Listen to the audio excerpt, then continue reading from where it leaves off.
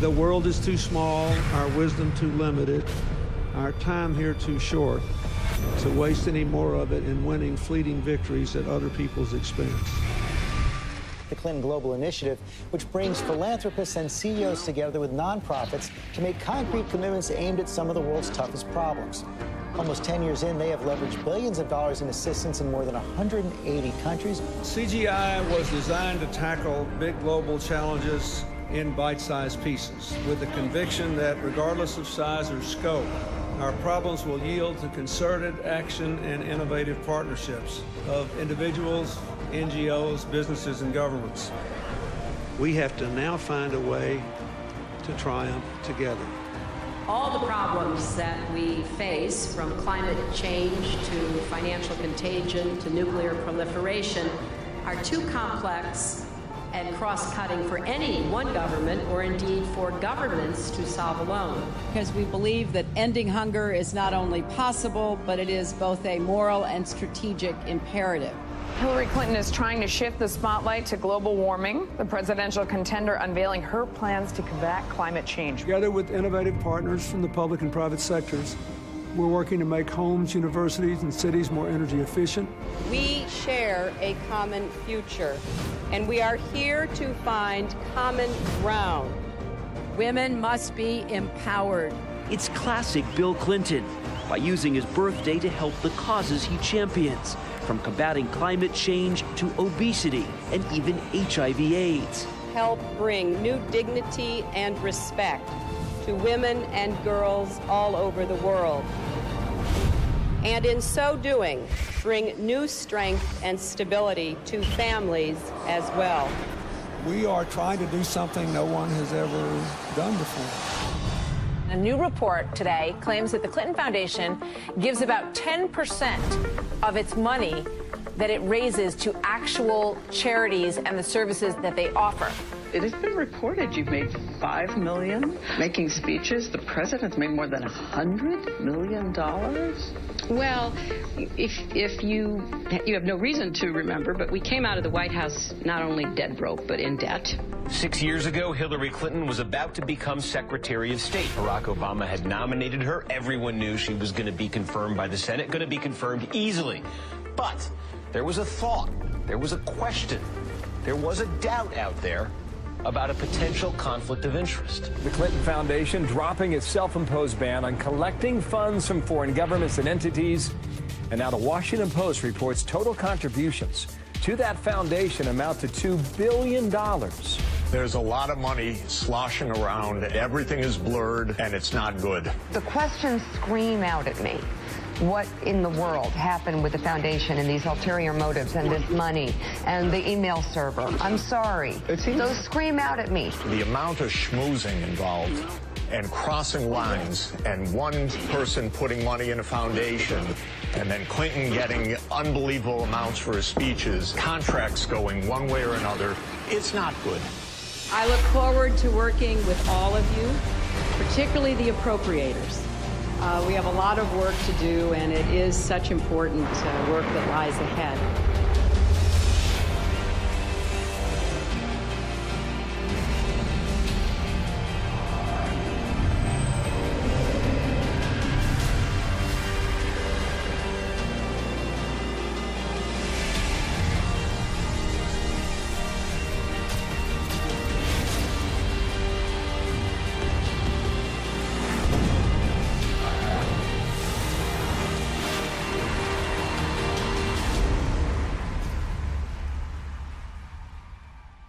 We did this with a very simple strategy.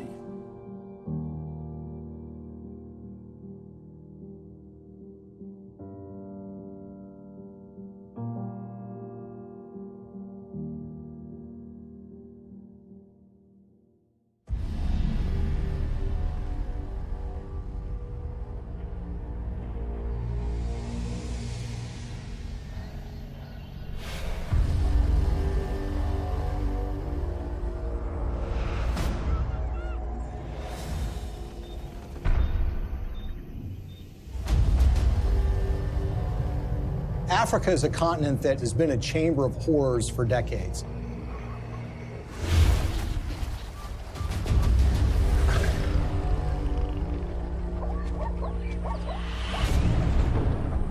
It's really not the fault of the African people. It's largely a result of the kind of system that's been perpetuated there. You have these oligarchs which dominate these countries that oftentimes have natural resources that can be very lucrative. And these oligarchs strike deals with foreign corporations or foreign governments who in effect prop them up and put them in power. And in exchange, these oligarchs give these entities access to rich mineral deposits. And the Clintons, you would expect to be opposed to this sort of thing, and that's at least what their language does. Our countries have deepened our cooperation on many issues, including good governance and transparency, energy, regional security, and advancing peace and development in the Niger Delta. The problem is their words are different from their actions. Rwanda has clearly taken an impressive trajectory of development, and the people here still think Kagame is the man to take them to another level. President Paul Kagame has walked all around the crowd, thanking the people for electing him unopposed as chairman of the RPF or president of the RPF for another 7-year term. But his critics say that far from entrenching democracy in Rwanda, he's actually eroding it by silencing his opposition.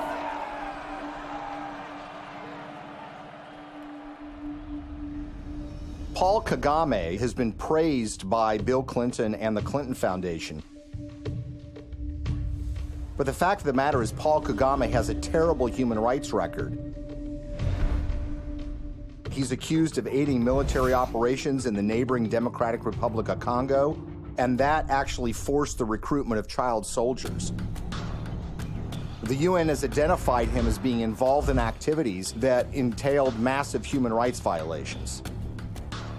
The newer opposition parties that have been formed in the last year or two have one by one been silenced or otherwise excluded from the race. And individuals, so not only politicians, but even journalists, for example, and other Rwandans who may have views different from those of the government, have found themselves at the receiving end of what has become quite a violent campaign of intimidation. Well, Paul Kagame is a friend of Bill Clinton's. I want to say a special word of appreciation for the leadership of President Kagame. I'm greatly humbled to receive this Clinton Global Citizen Award. He's actually given awards by Bill Clinton for his conduct as the leader of that country, and they regale him as a great military leader. This is the sort of legitimization that we don't want of these kinds of dictators and leaders. That's the kind of legitimization that the Clintons have engaged in. And they've done it in a way that creates commercial opportunities for donors and friends and allies who want to do business in Africa.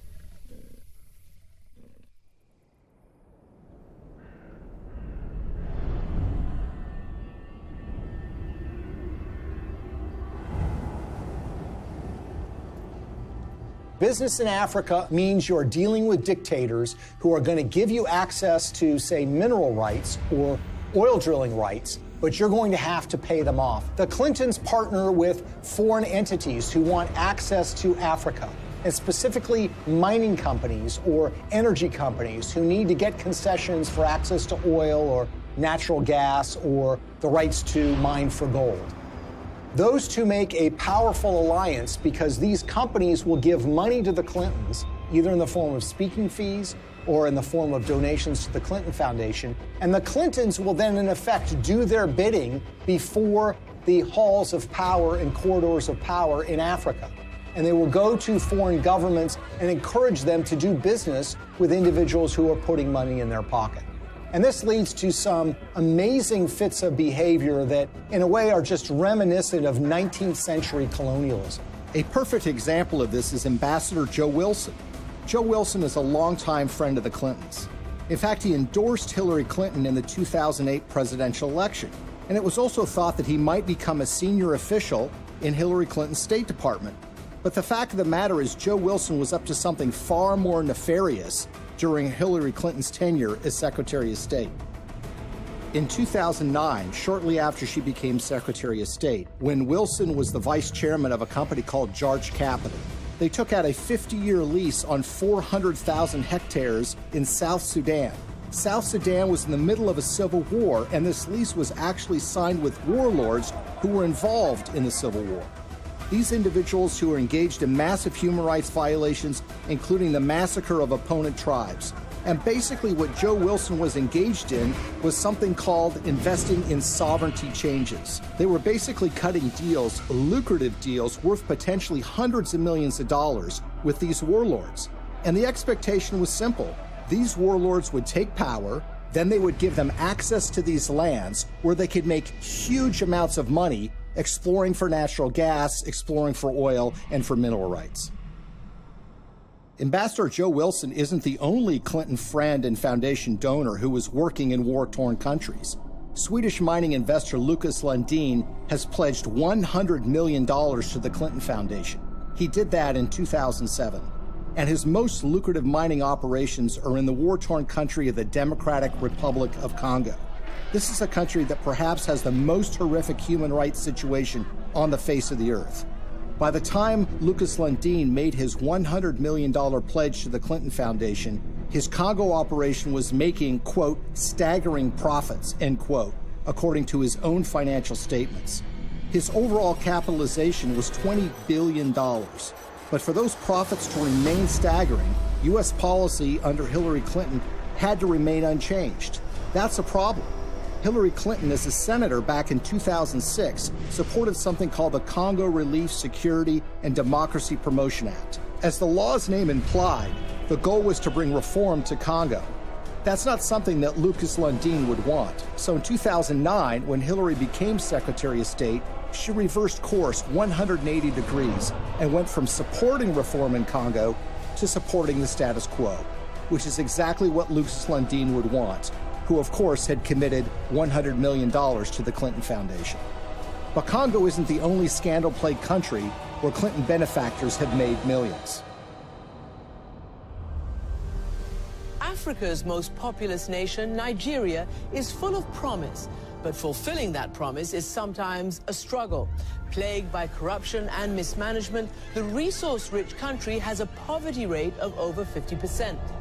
Look at a country like Nigeria, which is really a cesspool of corruption. In fact, people will say it is perhaps the most corrupt country in the world.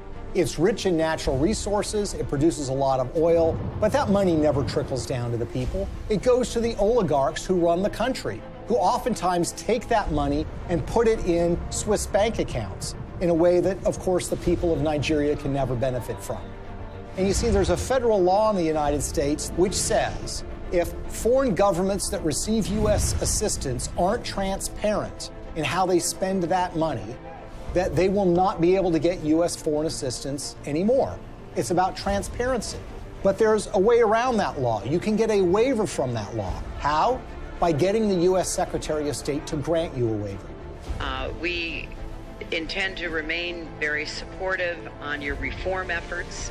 Thank you for mentioning the work we did together on the elections. We're also very supportive of the anti-corruption reform efforts, more transparency, and the work that you and your team is also championing, because we really believe that the future for Nigeria is limitless. So in the case of Nigeria, they receive hundreds of millions of dollars in U.S. foreign assistance. They've not made progress in being more transparent. And of course, they've gotten exemptions from Hillary Clinton while she was Secretary of State. What's so curious about this is what was happening commercially to the Clintons while this was going on. Bill Clinton, for the first time ever, gets paid highly lucrative speeches in Nigeria, which had never happened before. In fact, he gets paid to do 2 speeches for $700,000 apiece by a businessman in Nigeria who just happens to be close with the president of that country. Keep in mind, by the way, that his normal speaking fee is less than $200,000 a speech. So this was an enormous payday for Bill Clinton. Okay, now we'll begin the panel.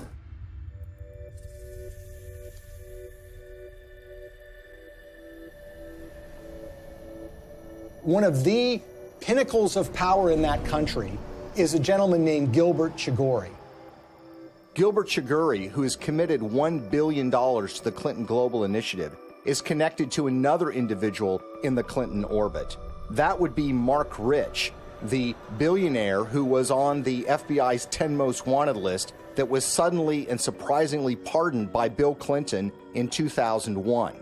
Mark Rich, you might recall, is somebody who was trading oil with the Ayatollah Khomeini of Iran at the same time that the Ayatollah was holding 50 Americans hostage. He also had a long history of busting UN sanctions by trading oil with the apartheid regime in South Africa and a whole host of other nefarious governments. Well, Gilbert Chagoury, the high Clinton donor, was business partners with Mark Rich. Together, they sopped up oil assets in Nigeria and sold them on the oil market for the benefit of a corrupt individual who was leading Nigeria at the time, named General Abacha. Abacha smuggled, by some estimates, $4 to $8 billion out of the country and put them in European bank accounts. Gilbert Chagoury was indicted and convicted in Europe for helping him to do that. He was charged for aiding and abetting a criminal enterprise and on money laundering charges. And the suffering that ends up being done here is by the people of Nigeria, who see their leadership getting a pass from the United States. The elites in those countries are getting rich, the Clintons are getting rich, and the money somehow never trickles down to the people of Nigeria. Sadly, this theme of resources not trickling down to those most in need is a common one when it comes to the Clintons.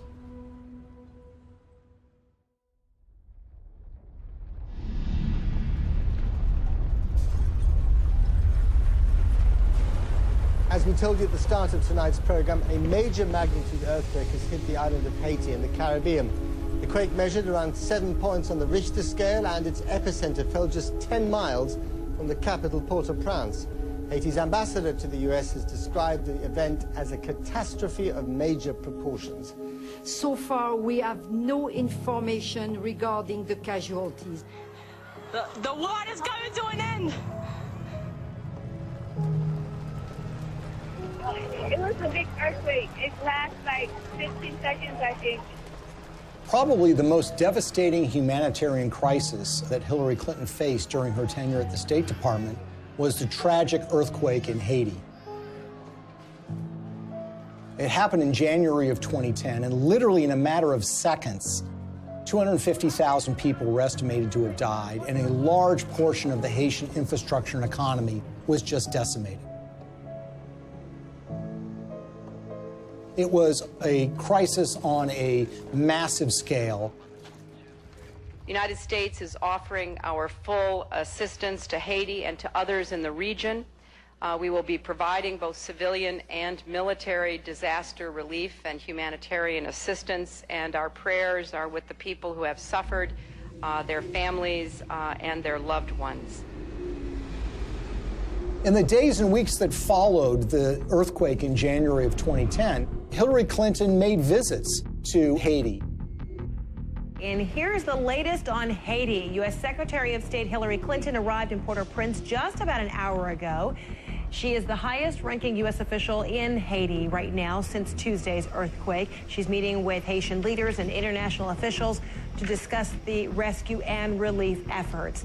In fact, on her first visit, which occurred days after the earthquake, they literally had to stop traffic going in to the airport at Port-au-Prince. There, of course, were relief supplies that were being flown in, but that traffic was stopped so the Secretary of State could come and assess the damage. There is a perception, and there have been complaints or reports of bottlenecks, that there's a lot of aid coming in, but it's very hard to get it out to the people who need it.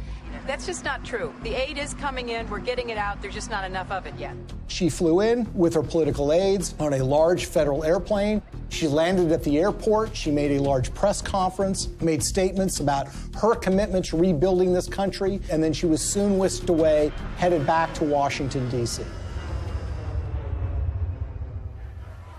Theirs is a city in ruins, a country which can do little but wait for help to arrive.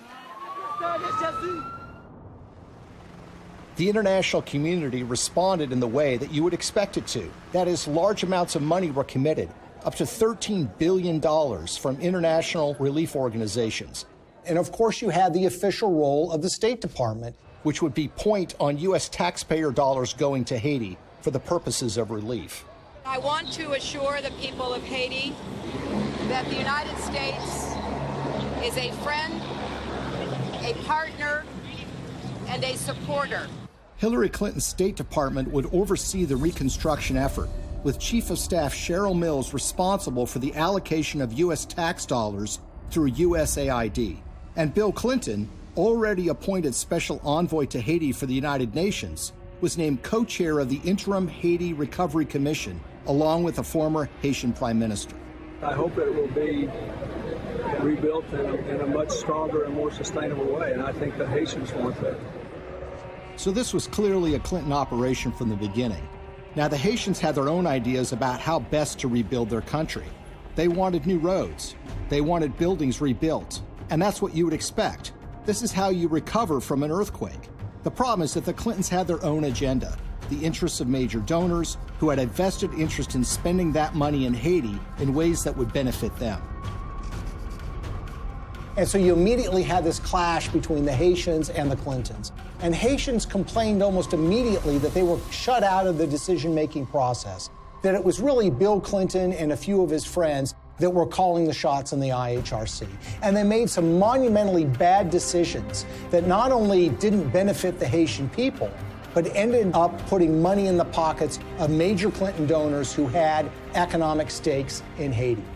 We have been united behind a single goal: making investments in this country's people and your infrastructure. So it's a classic example of what some people call disaster capitalism. Disaster capitalism in that a natural disaster creates opportunities for rebuilding to take place, but also for self-enrichment to take place. And if you look at the Clintons and the promises that were made and the results that actually followed, it is a tragic story of crony capitalism gone awry.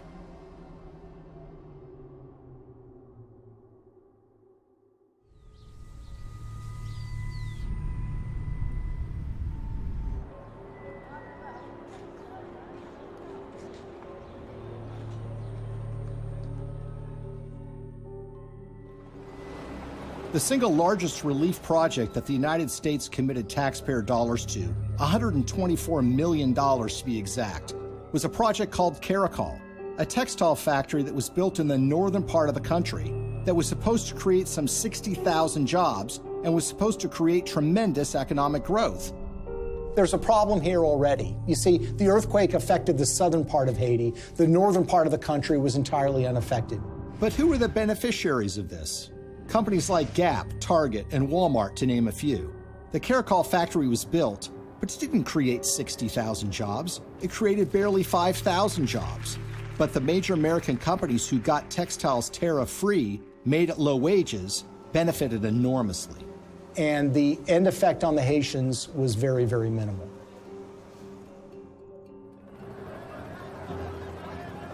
If you look at some of the infrastructure projects that were undertaken, the Clintons had very grand plans to build large tracts of homes, and there were contractors that were selected for those projects. Sometimes the contractors had experience, sometimes they did not. There's one company in Florida that spent $1 million getting equipment into Haiti. They had experience in disaster relief, but according to the owners of that company, they only made a small donation to the Clinton Foundation. And guess what? They didn't get any relief contracts. On the other hand, the contractors who did win the awards were given the opportunity to build homes, and in some instances were supposed to build tens of thousands of homes for Haitians. They ended up building a fraction of that. For instance, the New Settlements program was supposed to build 15,000 homes for $53 million. Instead, it built 2,600 homes, less than a quarter of the original estimate, for $90 million, or $47 million over budget. And they got away with it. So you had contracts going to these relief organizations that were also involved with the Clinton Global Initiative. And you had this one organization, Dahlberg, that was supposed to do an assessment for relocating people that suffered from the earthquake. They determined that people should be moved to a site that happened to be on a cliff that was highly unstable. USAID's Inspector General reviewed Dahlberg's recommendations and found them basically unusable. One member of the USAID shelter team was quoted by Rolling Stone magazine as saying that the recommendations were so bad, it looked like the team never even got out of their SUVs. Another person said that only one of the people that was sent to Haiti by Dahlberg actually spoke French. Telecom mogul Dennis O'Brien is one of the world's richest people, and he's finding opportunities in the poorest country in the Western Hemisphere.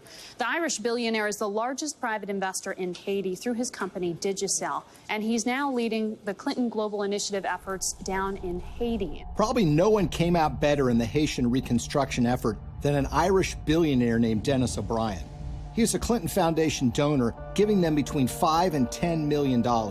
He helped arrange speeches for Bill Clinton, too. The interest of the Obama administration, particularly the former Secretary of State Hillary Clinton, you know, all the different things that have happened to help Haiti get up off the floor have been led by the U.S. And he was the owner of something called Digicel, which is a cell phone company at the time of the earthquake. As part of that relief effort, the State Department run by Hillary Clinton wanted to fund a mobile money transfer service that would allow Haitian citizens to transfer and receive money on their phones. Well, Digicel applied to be the recipient of that grant money. 4 weeks after their application, Digicel actually sponsored a speech for Bill Clinton in Jamaica, and they paid him $225,000. And as it turns out, within 4 months of that speech, Digicel would receive the first installment of that grant money. The earthquake actually has been great for Digicel and Dennis O'Brien. More than 4 years since a magnitude 7.0 earthquake devastated Haiti, and outrage there is growing over the largely failed reconstruction effort, despite the hundreds of millions of dollars in aid that has been collected and spent by the IHRC, the Interim Haiti Recovery Commission. So whether you're talking about housing or cell phones, you see that the people that are closest to the Clintons have made out very well from the Haitian earthquake. The rest of the country, the ordinary people of Haiti, not so much. Haitian activists staged a protest outside Hillary Clinton's Manhattan office. The demonstrators claim billions of dollars were stolen through the Haiti Reconstruction Commission headed by Bill Clinton. They also say Haiti was used as a cover for foreign governments to funnel kickbacks of possibly hundreds of millions of dollars through the Clinton Foundation. They say it was done in exchange for favors that Hillary was doing for them as Secretary of State. The tragedy is we had an opportunity to rebuild in a way that would give the people of that country hope. Sadly, that opportunity was squandered, and what took place, rather than rebuilding Haiti, was the self-enrichment by friends of the Clintons. For all of Bill Clinton's talk about building Haiti back better, the fact remains that the most visible evidence of Clinton's role in the recovery isn't the improvement of daily life for everyday Haitians, but the construction of new luxury hotels just miles from the folks who have been living in tarps USAID handed out immediately after the earthquake.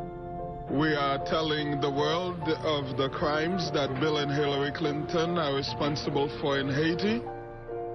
But while the world eventually lost interest in Haiti's recovery, the influence and connections afforded to donors from the Clinton Foundation appear to have been lessons learned by others. So how much do connections to the Clintons matter when you're talking about Haiti? Consider the case of gold mining. The government of Haiti had not granted a gold mining concession in 50 years. They decided to do so during the reconstruction of their country, which was being overseen by Bill and Hillary Clinton. What company did they select to get this gold mining permit? A company called VCS Mining. VCS Mining had very little experience in gold mining, but what did they have? They had connections. Shortly after they got that concession, someone joined their board of directors. It just happened to be Tony Rodham, brother of Hillary Rodham Clinton. It was a true disaster that followed the earthquake, which was the natural disaster. This was the man-made Clinton-caused disaster in relief that led to the wasting of enormous sums of money, the enrichment of elites that were friends with the Clintons, and the Haitians were left in a situation where their life was really not much better than it was the day after the earthquake happened.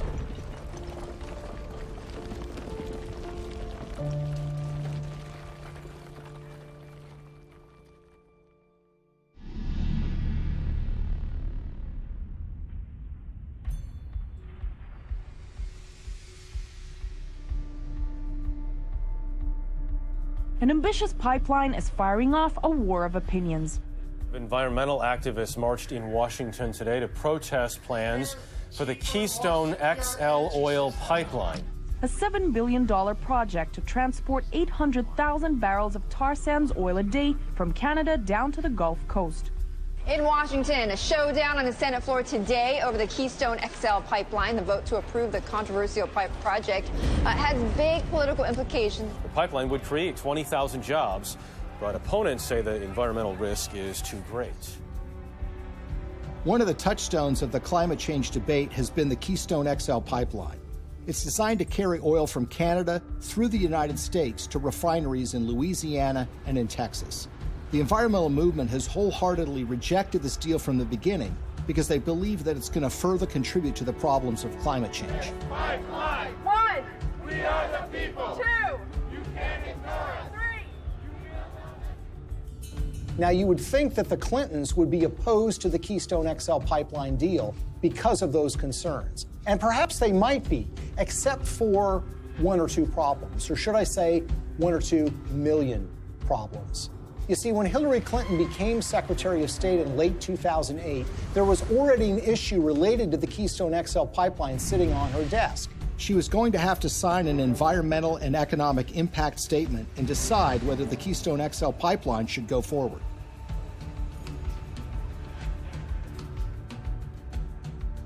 At that precise time, Bill Clinton gets a lucrative offer of nearly $2 million to give 10 speeches in Canada for the first time ever from a company called TD Bank Investment Group.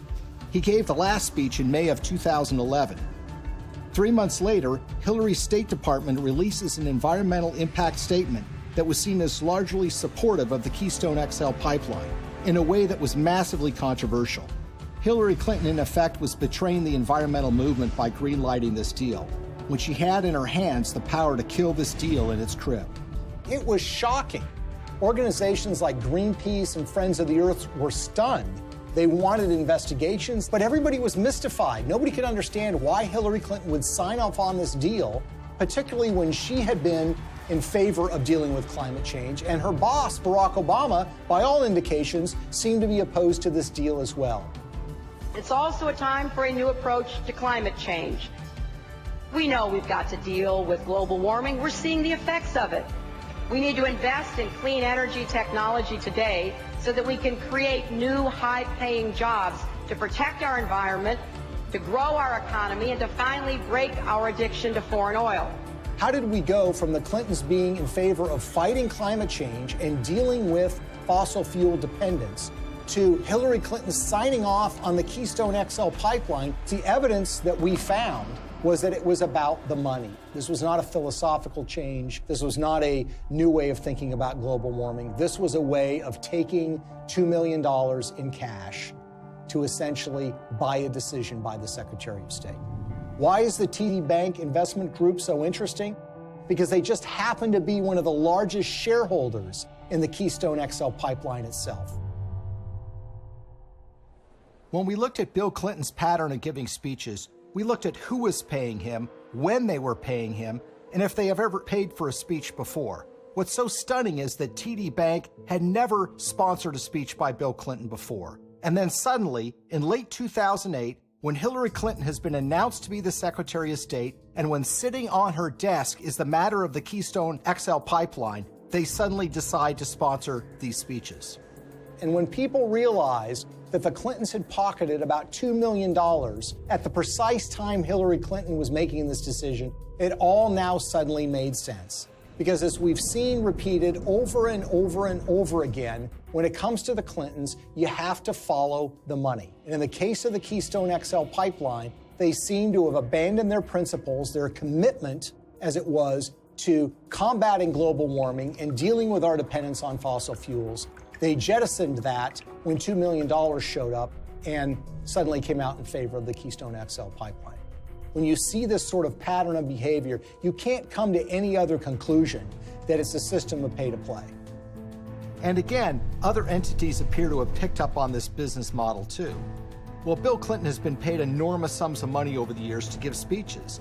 On average, he gets a little less than $200,000 per speech. But something happened in late 2008.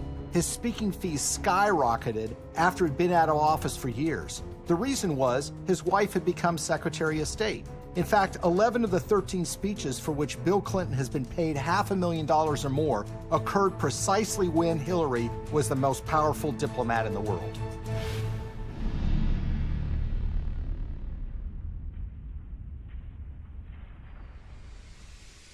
You will never contribute to an organization that will give you a higher probability of having your good intentions turn into real positive changes in other people's lives. That will give you a better chance than what you've done here tonight. His single biggest speech payday came from the Swedish telecom company Ericsson, and it's a very, very unusual and troubling story. Now, Ericsson is a Swedish telecom company that in 2009 and 2010 was in trouble with Hillary Clinton's State Department because Ericsson was selling a lot of telecom equipment to Iran, to Belarus, and to other oppressive governments, about which the State Department was concerned. Ericsson risked being put on a list by the federal government in the United States for trading with an enemy state. There was actually an effort being put forward in Washington to broaden Iranian sanctions to include the very technologies that Ericsson was selling to the Iranian government. So it's against this background that Ericsson decided now might be a good time to hire Bill Clinton to give a speech. They had never paid for a speech by him before, and they decided to go in big, $750,000 for a single speech. 7 days after he gave that speech, Hillary's State Department came out with a statement which said, "We are not going to broaden sanctions on Iran to include technologies like telecom. We're going to rely and expect companies like Ericsson to police themselves." It was a massive win for Ericsson. Ericsson was able to avoid having to deal with a regulatory battle in Washington, giving up contracts that were highly lucrative in these countries, and being put on a list that would create an enormous diplomatic problem for them, all because essentially they paid Bill Clinton to give a speech for $750,000. Will you continue to give speeches? Oh, yeah. I got to pay our bills.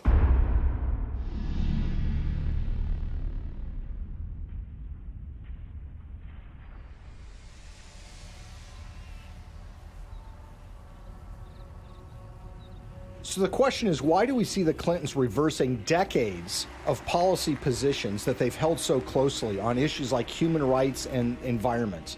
And a big clue comes from the folks that are giving the Clinton Foundation literally tens of millions of dollars. And one, if not the biggest donor to the foundation, is a Canadian named Frank Giustra. Giustra is in the mining business, hardly something you'd call environmentally friendly. And he has interests all over the world. And he used his relationship with the Clintons to benefit those interests, regardless of the environmental concerns. A great example of this is what happened in Colombia. What's so interesting about the relationship that the Clintons have with Frank Giustra is they tend to show up in these foreign countries together at the same time. Frank Giustra's made billions of dollars over the years in the so-called penny stock market in Canada, which is highly open to manipulation. He's been very successful in this area. Now, the Vancouver Stock Exchange is not like the New York Stock Exchange in the United States. This is a stock market or an exchange that is dominated by penny stocks, made up of a lot of natural resources stocks. It's sort of the wild, wild west of investing. It's called Dodge City sometimes. And the reason is because there's a lot of speculators, there's a lot of misinformation that's put around, and there are a lot of mining companies that don't really have any assets, but will proclaim to have gotten the rights to some lucrative gold mine, let's say, and then they send that news out to the public in the hope that it will lead to a flood of people buying the penny stock so the shareholders can sell their assets.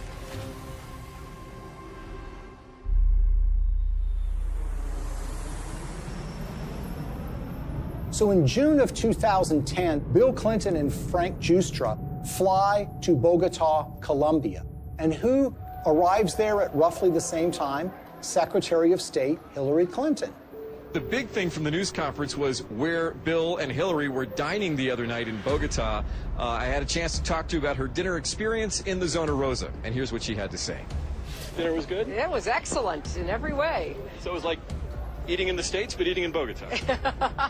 Well, it was a real treat to be in Bogota and to be with people who love this city so much, including my husband.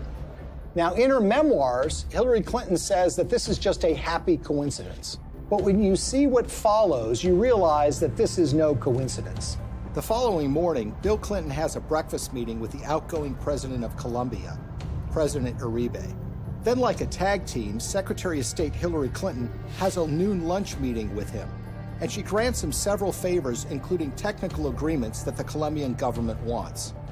In the days that follow, something dramatic happens. Frank Giustra has 3 companies that get major concessions from the Colombian government: Pacific Rubiales, Petroamerica, and Prima Colombia Properties. One of those, Prima Colombia Properties, gets a concession to cut timber in a rainforest in Colombia along the Pacific coast. And that timber is not intended to export to the United States, but is intended for export to China.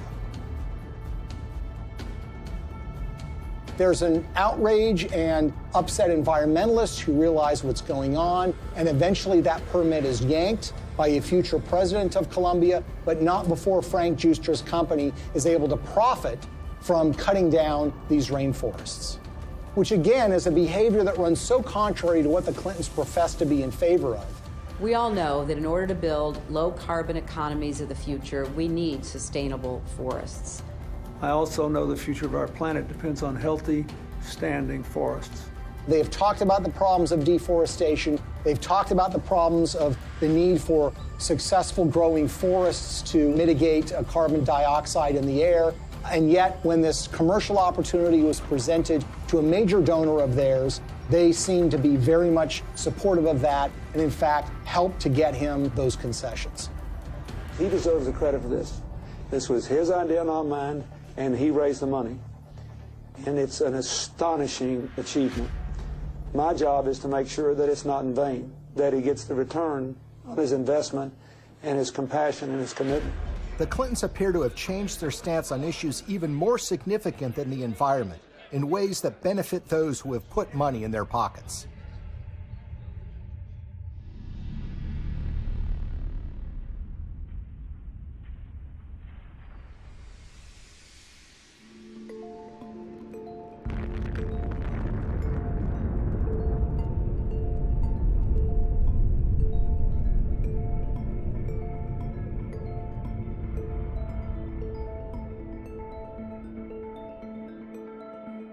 I represent a president and a country committed to a vision of a world without nuclear weapons and to taking the concrete steps necessary that will help us get there. The Indian nuclear deal, I think, is so troubling because this is a core national security issue. One of the signature achievements in foreign policy for Bill Clinton was pushing the Test Ban Treaty and the Non-Proliferation Treaty. Today in New York, the United Nations General Assembly voted overwhelmingly to adopt the Comprehensive Nuclear Test Ban Treaty and open it for signature later this month. The NPT has been sort of the holy grail when it comes to nuclear disarmament, something that the Clintons have been supportive of, not just for years, but for decades. That was all thrown asunder in 1998 when the Indian government tested nuclear weapons underground. India's action threatens the stability of Asia and challenges the firm international consensus to stop all nuclear testing. These were tests that truly shocked the world. Even the CIA was not aware that these tests were about to take place. Clinton's reaction was volcanic. He felt betrayed by the Indian government, and as a result, he imposed sanctions on India, essentially saying, you're not going to get access to U.S. nuclear technology until you sign the NPT, the Non-Proliferation Treaty. In 2005, the Indian government wanted to get these sanctions lifted. Not only do they have an interest in expanding their civilian nuclear base, they live in a neighborhood where some pretty tough customers and rivals have nuclear weapons themselves.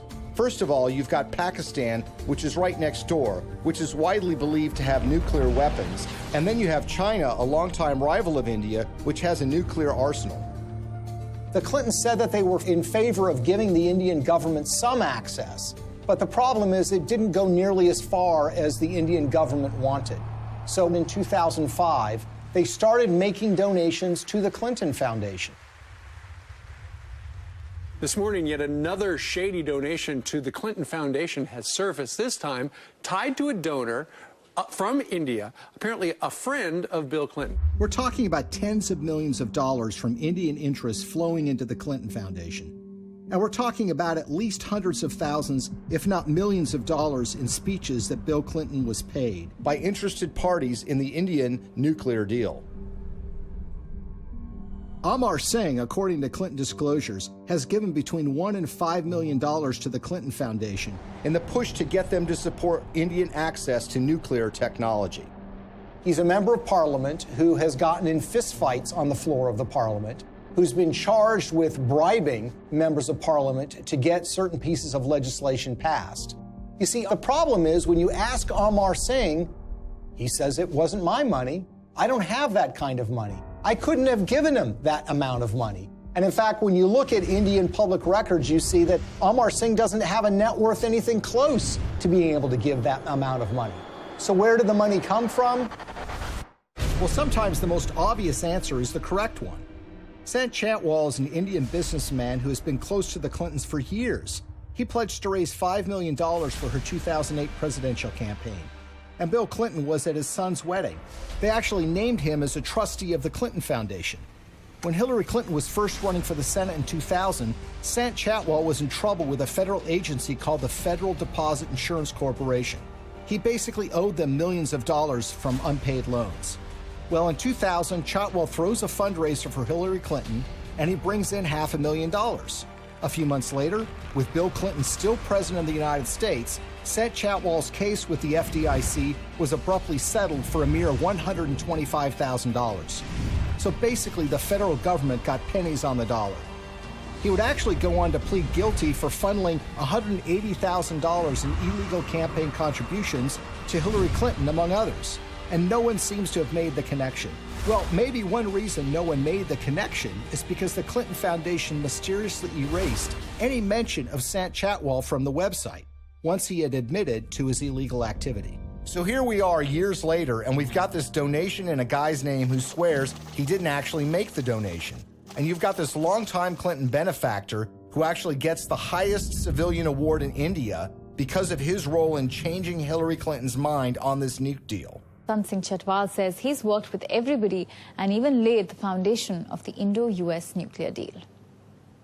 So the Indian government says that they've given you this award for your role in pushing the Indo-US nuclear deal forward. How exactly would you describe the role you played in this? Well, I can tell you Indian nuclear power deal.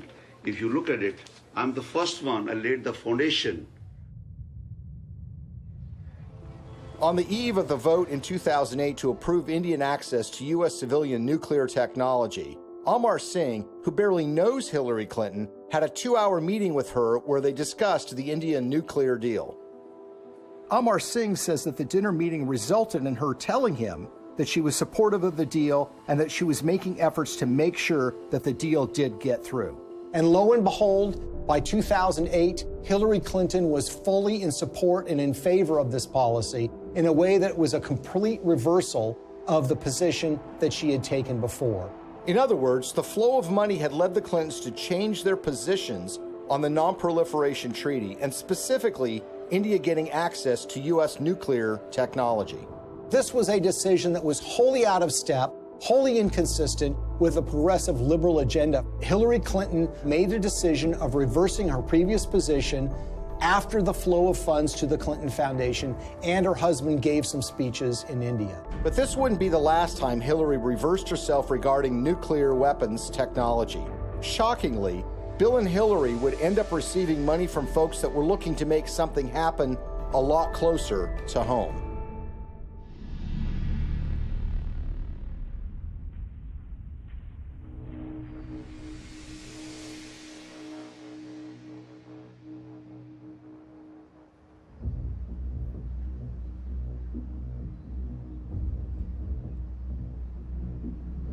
I think the Russian uranium story is perhaps the most shocking and most blatant example of how the Clintons operate. This is a story about the Russian State Nuclear Agency, American Uranium, $145 million in cash, and the Clintons. At the end of the day, this is a story about buying influence and selling influence. The Clintons are the sellers of influence, the Canadian investors and the Russians are the buyers. Bill Clinton had gone to the Central Asian country of Kazakhstan in 2005 with Frank Giustra. Kazakhstan is a country that's been run since the collapse of the Soviet Union by a dictator named Nazarbayev, who shuts down political opposition and tortures political opponents. The ostensible purpose of the visit to Kazakhstan by Bill Clinton was to talk with Nazarbayev about AIDS, HIV. The problem is Kazakhstan really does not have an AIDS, HIV problem. So that explanation really doesn't make sense. What makes far more sense is that Frank Giustra wanted access to very lucrative Kazakh uranium mines. Kazakhstan is one of the largest producers of uranium in the world. Bill Clinton arrives there with Frank Giustra, and they have a series of meetings with Kazakh officials. There's a press conference where Bill Clinton stands with the dictator of Kazakhstan and he praises the human rights record. He praises that elections are being held in the country, and he even says that Kazakhstan should head up something called the OSCE, which is the Organization for Security and Cooperation in Europe. Think about that for a second. Bill Clinton is saying that a known human rights violator who's been condemned by human rights organizations around the world should head up a human rights organization. They go from a press conference to a dinner where Frank Giustra, Nazarbayev, the dictator of Kazakhstan, and Bill Clinton meet and talk. Well, 2 days after that meeting, Frank Giustra finally gets his uranium concessions worth hundreds of millions of dollars. A couple of weeks after that, Bill Clinton gets his $30 million from Frank Giustra, the first payment in what will become more than $100 million in pledges and commitments and donations made by Frank Giustra. So it's really, in a way, a simple story in that they all are walking away from the table with something that they want. Nazarbayev is getting the legitimacy of an ex-president, saying what a nice and kind leader he is.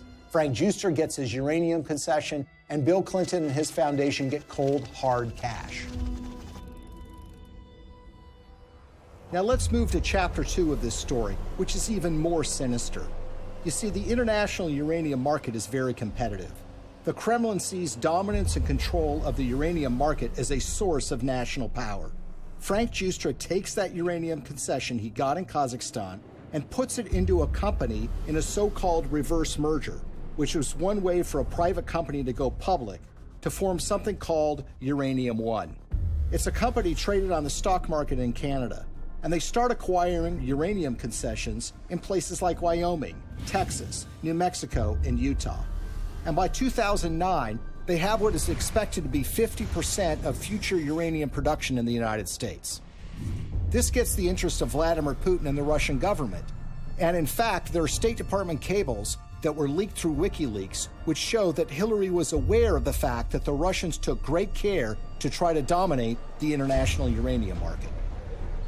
Well, the Russians want to buy this asset, and they offer a 40% overprice on the share of the stock. And for this transaction to go through, it has to be approved by the U.S. federal government. Why? Because uranium is regarded as a critical industry in the United States. After all, this is used for our civilian nuclear reactors and goes into nuclear weapons. So it goes before the federal government where it needs to be signed off by a series of federal agencies, including the Secretary of State, Hillary Clinton. As Hillary Clinton is contemplating this, shareholders in Uranium One, including Frank Giustra, have sent more than $145 million to the Clinton Foundation. The chairman of that company at the precise time is a guy named Ian Telfer, who is also making donations to the Clinton Foundation, as is Frank Holmes, who is another major Uranium One shareholder. And Hillary Clinton, who has a record of opposing precisely these kinds of deals, comes out and says, you know what, I think this is a good deal. Let's let Vladimir Putin take control of what is now 20% of U.S. uranium production. Bill Clinton and Hillary Clinton are the only figures in American politics who are willing to do this deal and who could actually pull it off. because they had a reputation that runs so contrary to what they're doing. I mean, this is what the Clinton Foundation does, right? This is what they talk about politically, their support for human rights, their concerns about proliferation, their concerns about issues related to Russian aggression. There's no doubt that when Putin came back in and said he was going to be president, that did change the relationship. We have to stand up to his bullying. And what's so interesting when you consider this uranium deal are the actions of a small Canadian investment firm called Salida Capital. Salida Capital, in 2010, as this deal was going down, committed to give millions of dollars to the Clinton Foundation, and they also sponsored a speech by Bill Clinton in Canada. Salida Capital is also the name of a wholly owned subsidiary of Rosatom. Who is Rosatom? Well, this is the government agency in Russia that controls their nuclear arsenal, that built nuclear reactors in Iran, and engages in nuclear technology exchanges with rogue countries like North Korea. What this means, in essence, is that the Russian government, specifically Rosatom, was funneling money through a subsidiary directly to the Clinton Foundation. But the payday didn't end there. 4 months before Hillary Clinton's State Department would sign off on the Russian purchase of Uranium-1, Bill Clinton got paid $500,000 to give a single speech in Moscow. He was being paid by a firm called Renaissance Capital, which has a long history of association with Russian intelligence services. What makes this speech stand out is not only the timing of when he's being paid, but the amount that he's being paid. You see, the last time Bill Clinton gave a speech in Russia was 5 years earlier. At that time, he was paid about 1/3 of what he was being paid this time. Why is Russian control of 20% of U.S. uranium so troubling? If you're in an era where nuclear weapons are a reality, where nuclear energy is an important component of energy production in the United States, and increasingly around the world, control of uranium is absolutely crucial. And unlike oil or natural gas can be found in so many places around the world, there are precious few places where you can find significant and large amounts of uranium that you can produce on a commercial scale. What we've essentially done is handed this precious resource to Vladimir Putin and the Russian government. They're not only engaged in aggression in places like Ukraine, but they've been very aggressive in fighting American interests around the globe. Russia's not an ally. Russia's not a friend. Vladimir Putin's Russia is a rival of the United States, and yet we've given them control over this precious resource. Uranium, the key mineral in nuclear generation, is a domestic resource. This is what's going to power America. I think a lot of people in Middle America would be surprised to know that the Russian government is doing business in places like Colorado or Wyoming or Utah. These are small mining towns. These are operations that have existed for a while, that have been under the control of American companies or for a while Canadian companies. But it's now Russian companies that control this, and those companies are controlled by the Russian government. Having read through the archives of the KGB, the files that they have been released, I can tell you that they look at the United States as weak and ineffectual. This is a thuggish government that is engaged in massive human rights violations. There are opponents of this regime that have been killed or have disappeared. There's been persecution of human rights organizations. There's been persecution of homosexuals. And it's shocking and stunning to me that there has not been more attention focused to this fact, that we have given this critical resource to somebody who is engaged in so much nefarious behavior. Greetings from Washington. I want to thank all of you for your work to root out corruption that weakens economic development, feeds black markets and organized crime, and undermines the promise of democracy. As we work together to eradicate corruption in our own countries, we should also maintain the highest standards of transparency and accountability in our development efforts around the world. Corruption in emerging markets and fragile democracies undermines the confidence of citizens and investors alike, while responsible governance helps to foster sustainable economic development and political stability. I believe in the oldest adage in American politics, which is follow the money. Enormous amounts of money have flowed to the Clintons. from foreign governments, foreign financiers, and businesses. Some of that money lands in their pocket. Some of it lands in their foundation. It's a pattern we've seen repeated over and over and over again all around the world. It's not a coincidence. Money exchanges hands and favors are done. Now Clinton friends and supporters will say there's no smoking gun. But look at American political history. People are convicted all the time for a pattern of behavior where, for example, they're engaged in insider trading on the stock market. So, for example, you have a foreign corporation or a foreign government that wants something from the State Department while Hillary Clinton is Secretary of State. They will make a large payment to the Clinton Foundation. That will be followed by favorable action on their behalf. If that happens one or two times, you might say, look, it's just a coincidence. But when you see the pattern recreated over and over and over again, you have to recognize that these events are connected. They've created a model for massive self-enrichment that allows you to go into so-called public service, but get extremely rich at the same time. And when friends and allies say that the Clintons aren't really that interested in money, their actions show otherwise. What's so shocking to a lot of people is that making of that money requires them to betray their progressive values. The environment, labor unions, women's rights, human rights. The Clintons are doing business and growing rich with the favor of the very individuals who you would expect to be their political opposites.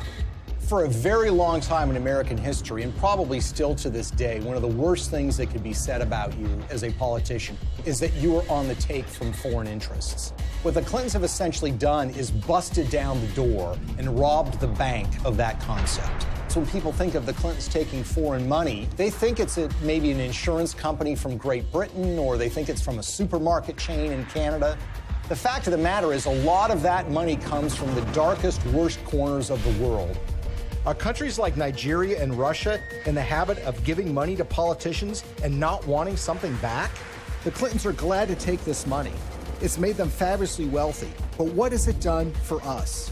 Before we had to worry about money from Wall Street and big labor, now we have to worry about it coming from around the world and infecting our politics and damaging our politics, everything from our uranium policy to our human rights policy. Nothing seems to be safe anymore. How is this not corruption? How is this not a crime? With the Clintons, nothing is sacred. Everything is for sale. But we are the ones who are paying the price. Maybe, just maybe, the American people are tired of being sold out.